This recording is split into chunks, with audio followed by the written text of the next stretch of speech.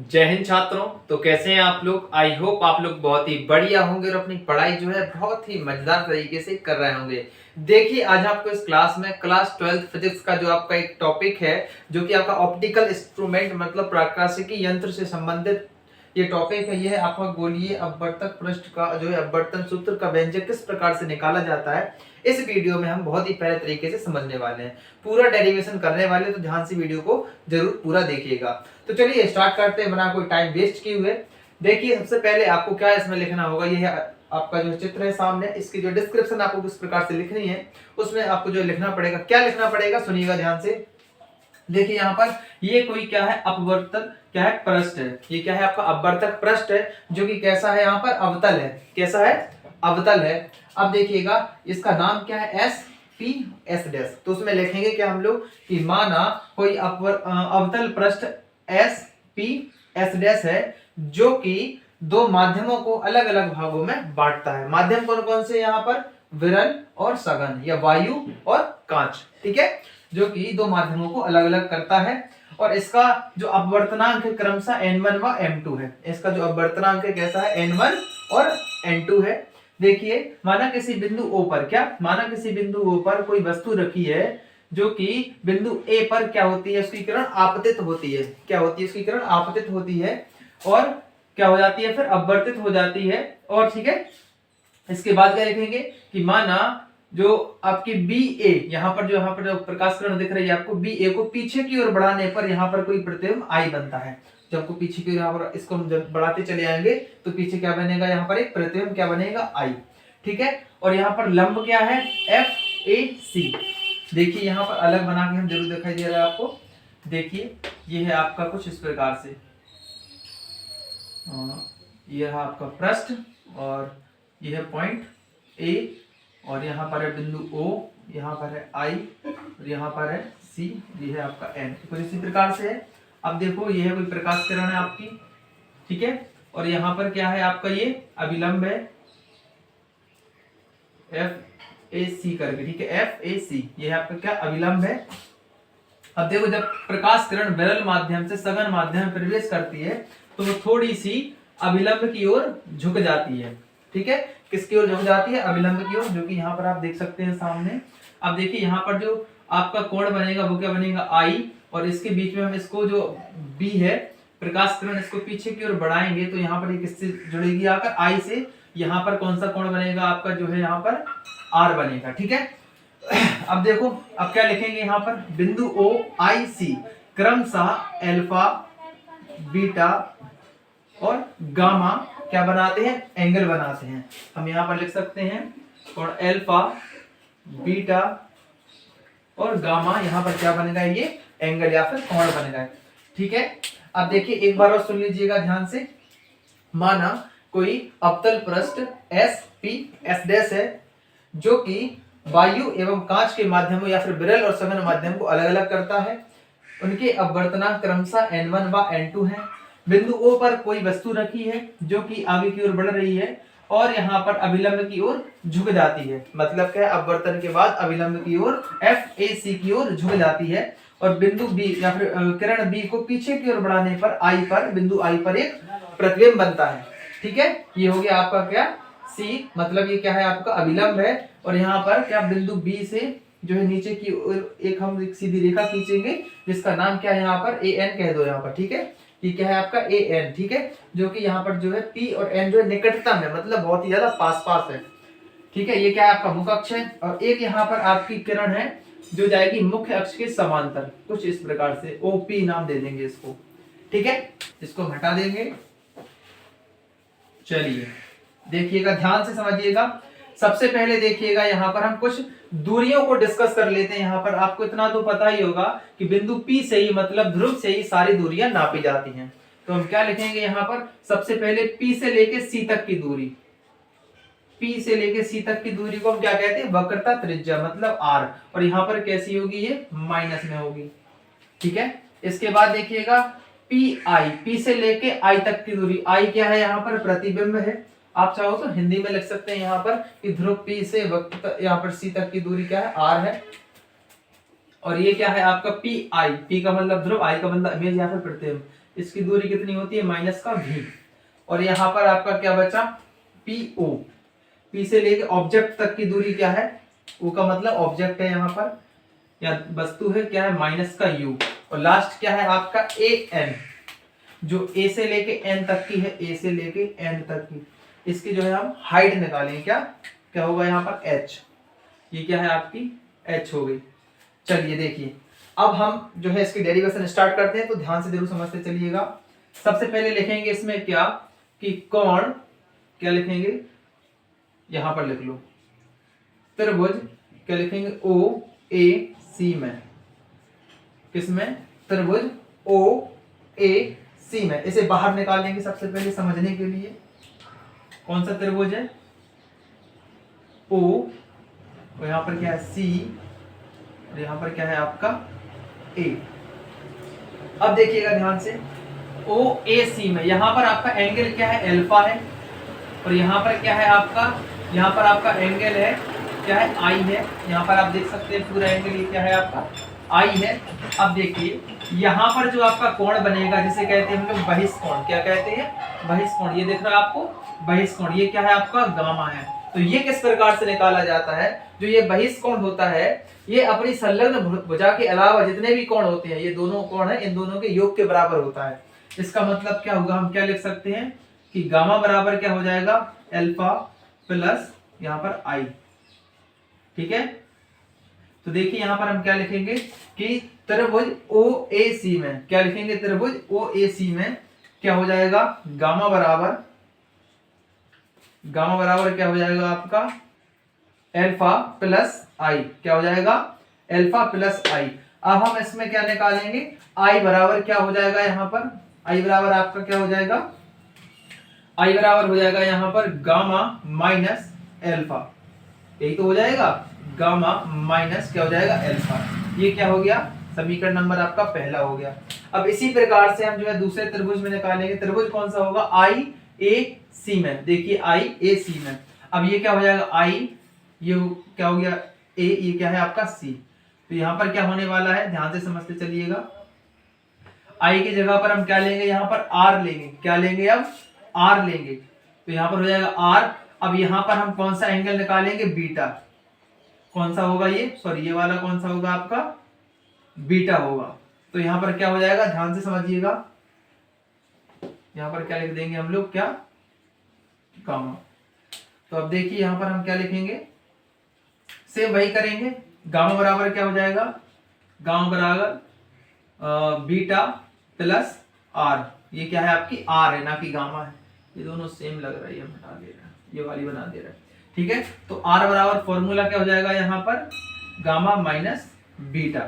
ठीक है, तो सेम यहाँ पर लिख देंगे, क्या, त्रिभुज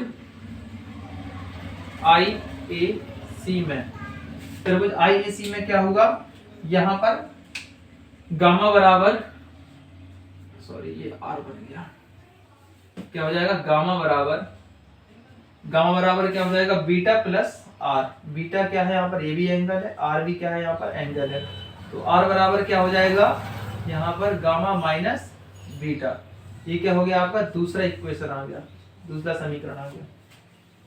देखिए अब हम क्या करेंगे यहाँ पर, स्नेल के नियम से, किसके, स्नेल के नियम से। ठीक है, स्नेल का नियम क्या होता है, sine I upon sine R। ये लिख लेंगे पहले, sine I upon sine R, R वही वाला, एक तो आदत पड़ गई तो ये वाली R बना ली।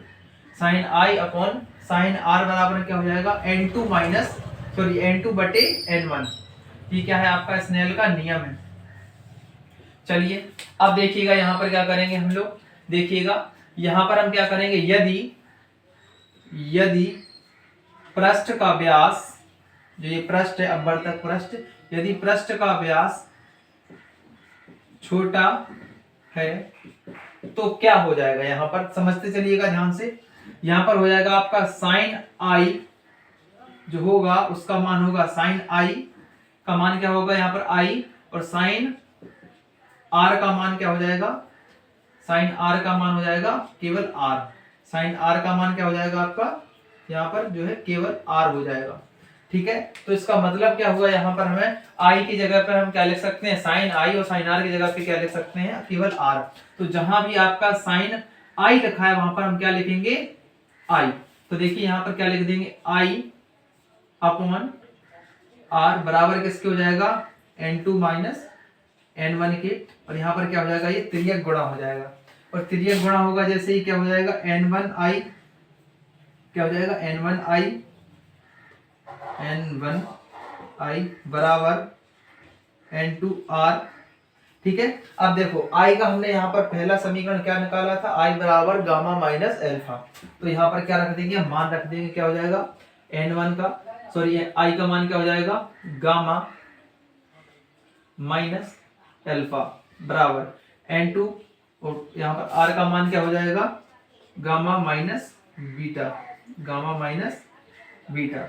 अब कुछ नहीं करो, अंदर गुणा कर दो, n1 गामा माइनस n1 का इसमें गुणा होगा, क्या हो जाएगा, n1 एल्फा बराबर n2 gamma minus n2 beta. अब देखिएगा, ये बीटा वाले अल्फा की साइड ले जाओ और ये वाला इस साइड ले आओ, तो क्या हो जाएगा, यहाँ पर ये माइनस का है उस साइड जाएगा तो क्या हो जाएगा, प्लस का, तो क्या होगा n1, और यहाँ पर क्या है आपका, सॉरी यहाँ पर क्या हो जाएगा, ये n2 beta minus n1 alpha, और ये वाला इस साइड आएगा तो किसका हो जाएगा, n2 gamma minus n1 gamma. अब देखो गामा गामा एक तरफ हो गए, अब कुछ नहीं करो, ये गामा जो है इसमें से कॉमन ले लो। क्या करेंगे हम, देखना ये स्टेप वापस से लिख देंगे, n2 बीटा माइनस, क्योंकि इसमें से कॉमन नहीं ले सकते, उसका कारण क्या है, इसमें से कुछ भी सेम नहीं है, अल्फा बराबर यहाँ पर क्या हो जाएगा, गामा और n2 माइनस n1। ठीक है, अब देखो यहाँ पर क्या करेंगे हम लोग अगले स्टेप में, पृष्ठ का व्यास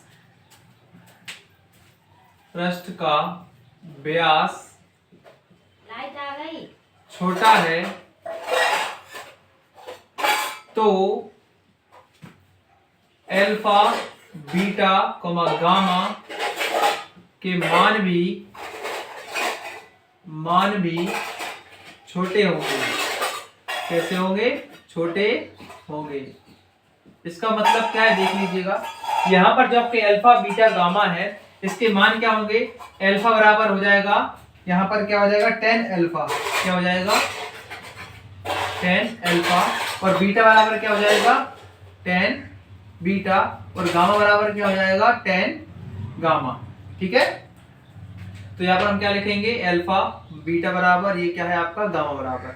तो हम यहाँ पर क्या करेंगे, 10 अल्फा बराबर क्या निकालेंगे, यहाँ पर इसका जो है मान निकालेंगे, तो क्या हो जाएगा 10 अल्फा बराबर, 10 अल्फा का सूत्र या फिर 10 थीटा का सूत्र क्या होता है आपका, आपने पढ़ा ही होगा, लाल बटे कका, मतलब L A L और नीचे क्या होता है K K A, sine cos tan, ten में क्या आता है, लंब बटे आधार। अब देखिएगा यहाँ पर क्या है, अल्फा है, तो देखिएगा अल्फा के पास में क्या है, लंब क्या है यहाँ पर h आपका, a से लेके n तक का क्या है h, तो यहाँ पर क्या हो जाएगा h अपॉन आधार क्या हो जाएगा आपका, यहाँ पर p से लेके o तक की क्या है यहाँ पर लंबाई, या फिर OP क्या हो जाएगा माइनस का u, और 10 बीटा बराबर क्या हो जाएगा, 10 बीटा बराबर h अपॉन 10 बीटा के लिए क्या है PI, PI का मान क्या है माइनस का v, क्या है माइनस का v, और यहां पर 10 गामा, 10 गामा के लिए क्या हो जाएगा यहाँ पर आपका जो है C से लेके P तक की, मतलब PC कितना हो जाएगा h अपॉन माइनस का r, h सब में कैसी है यहाँ पर समान है, और यहाँ पर आधार कैसा है यहाँ पर चेंज है। तो अब देखिएगा इन मानों का हम क्या करेंगे, यहाँ पर जो है यहाँ पर जो है इसका मान रख देंगे इस वाले में, तो क्या हो जाएगा यहाँ पर आप देखते चलिएगा, देखिए n2 बीटा, ये क्या है n2 बीटा, तो हम यहाँ पर क्या लिख सकते हैं n2, और बीटा की जगह पर क्या लिखेंगे 10 बीटा, माइनस n1 अल्फा की जगह पे क्या लिखेंगे 10 अल्फा, 10 अल्फा, और बराबर ये क्या है आपका गामा है, गामा की जगह पे क्या आ जाएगा आपका 10 गामा, 10 गामा, और कोष्टक में क्या है n2 माइनस n1 है। अब कुछ नहीं करो, ये मान हमने निकाल ही लिए, 10 बीटा की जगह पे रख दो, 10 बीटा का मान क्या हो जाएगा n2, और n2 में क्या है h अपॉन माइनस का v माइनस n1 अल्फा की जगह पे क्या है h अपॉन माइनस का u बराबर, और गामा की जगह क्या है h अपॉन क्या है ये माइनस का r है, और यहाँ पर क्या हो जाएगा n2 माइनस n1। यहाँ पर आपको चीजें आई होप यहाँ तक आपको समझ में आई होंगी। अब कुछ नहीं करो, यहाँ पर देखो h कॉमन ले लो, क्या बचा यहाँ पर n2 अपॉन माइनस का v, और यहाँ पर क्या बचा यहाँ पर क्या था n2, ये n1 है, n1 अपॉन यहाँ पर क्या बचा माइनस का u, क्या बचेगा माइनस का u। अब देखो माइनस माइनस क्या हो जाएगा यहाँ पर प्लस हो जाएगा, बराबर यहाँ पर क्या करेंगे हम लोग, यहाँ पर देखिए h अपॉन माइनस का r, जो के लिख दो n2 माइनस n1। अब देखो ये h से इस वाला h उड़ा दो, ये जो यहाँ पर r के साथ में क्या है माइनस है, इस माइनस का गुणा होगा इस साइड, तो क्या हो जाएगा n2 अपॉन माइनस का जगह पे क्या हो जाएगा यहाँ पर प्लस, तो यहाँ पर क्या हो जाएगा यहाँ पर प्लस की जगह पे क्या हो जाएगा माइनस, तो क्या बचेगा आपका n2 upon v minus n1 upon u बराबर क्या हो जाएगा n2 minus n1 upon r। एक फॉर्मूला आपका यहां से आ गया, एक फॉर्मूला और होता है इसका, वो किस प्रकार से निकालेंगे, इस पूरे में क्या किसका भाग दे देंगे हम लोग n1 का, तो क्या हो जाएगा n2 अपॉन n1 अपॉन में v है माइनस n1 अपॉन n1 बटे में u बराबर क्या हो जाएगा n2 माइनस n1 अपॉन में n1 और बटे में क्या है आपका r है। अब देखो एक फॉर्मूला और होता है n बराबर n2 बटे n1, तो जहां कहीं भी आपको n2 बटे n1 देखे इसमें वहां पर क्या रखना है हमको n रखना है, तो देखिए यहाँ पर है तो क्या रखेंगे यहाँ पर हम n, तो क्या हो जाएगा n अपॉन v, क्या हो जाएगा n अपॉन v माइनस यहाँ पर n1 से n1 काट दो 1 बटे u बराबर, और यहाँ पर देखो इसे हम किस प्रकार से लिख सकते हैं n2 upon n1 minus n1 upon n1।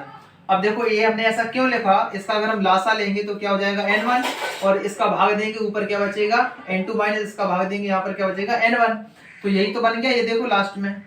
तो यहाँ पर हम क्या लिख सकते हैं, इसकी जगह पे लिखेंगे n और ये इससे काट देंगे क्या बचेगा 1, मतलब n माइनस 1 अपॉन r। एक फॉर्मूला आपका यहाँ से आ गया। आई होप आपको डेरिवेशन बहुत ही प्यारे तरीके से समझ में आई होगी। मिलते हैं नेक्स्ट ऐसे इंटरेस्टिंग टॉपिक के साथ, तब तक के लिए जय हिंद जय भारत। इसे नोट कर लो या फिर इसका स्क्रीनशॉट कर लो।